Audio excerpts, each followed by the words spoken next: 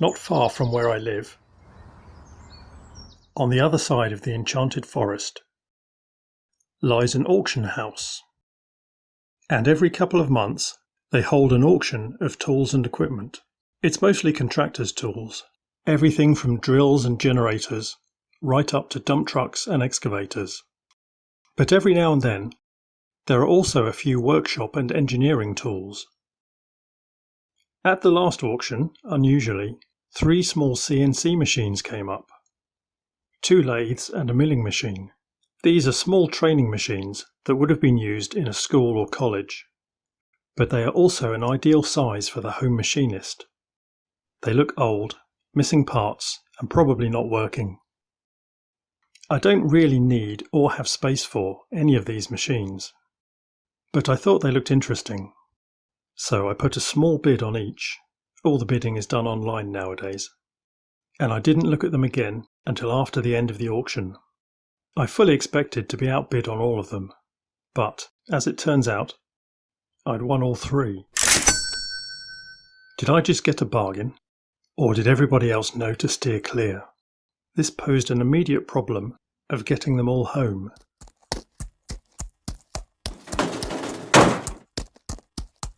But once I'd done this, what have I actually ended up with? The 2 lathes are both Boxfords, made in Britain. Sometime in the 1980s, there's a 125 and a bigger 160. Bigger being a relative term, that chuck is only 80mm.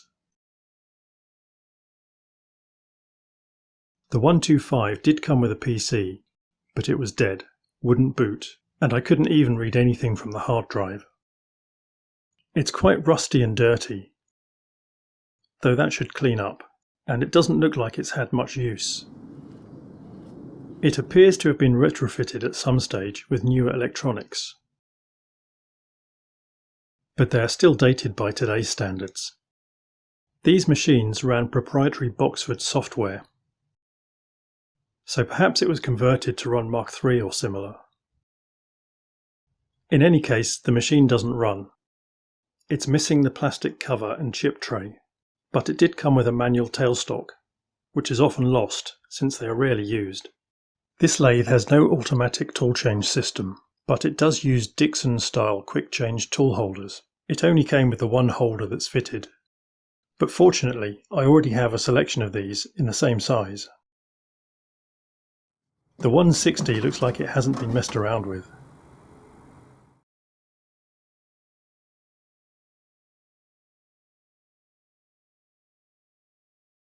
It appears in good condition, again with a little surface rust. There was no controller with this one, but it powers up when plugged in, and the buttons on the front seem to do something, though it's obviously not working correctly.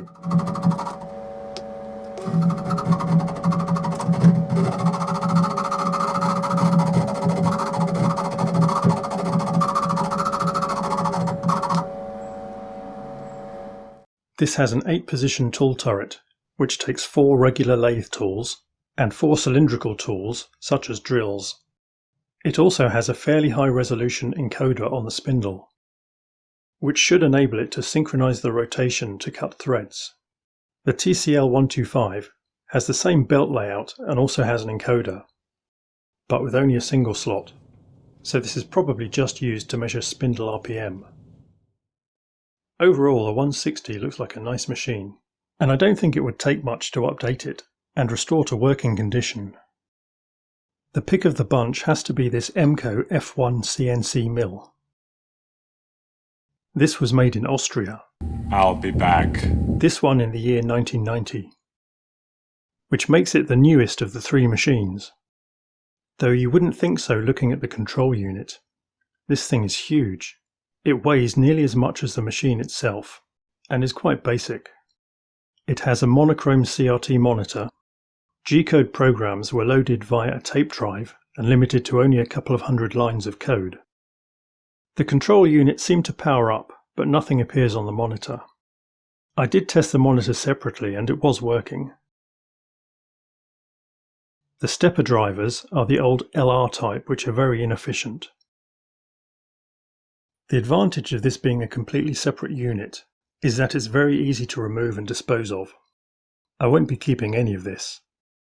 The machine itself, though small, is very solidly made.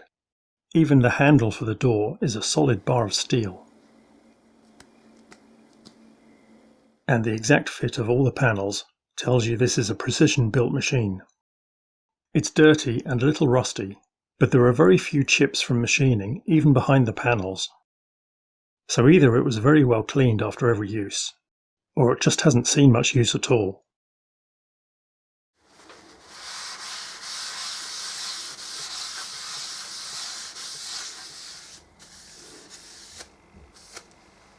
The table cleaned up easily to reveal it's in almost pristine condition.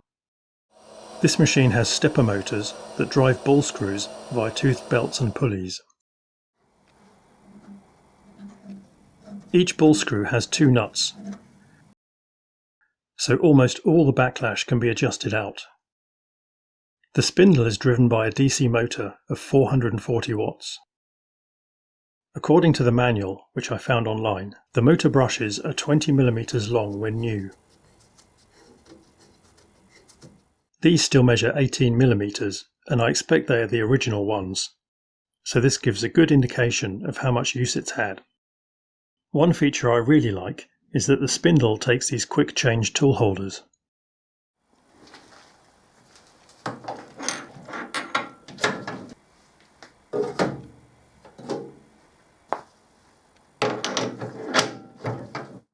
And it even came with a full set of 8 tool holders.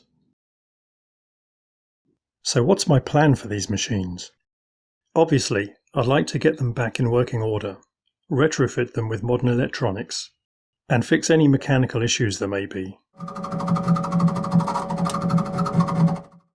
I already have a bigger and more capable CNC mill than the Emco, and I really don't have space for 2, so I'll have to decide which one to keep. Whilst I do like the Emco's quick change spindle, its top speed is quite limiting, whereas my other mill is more suitable for detailed work with small cutters, which is what I tend to use it for.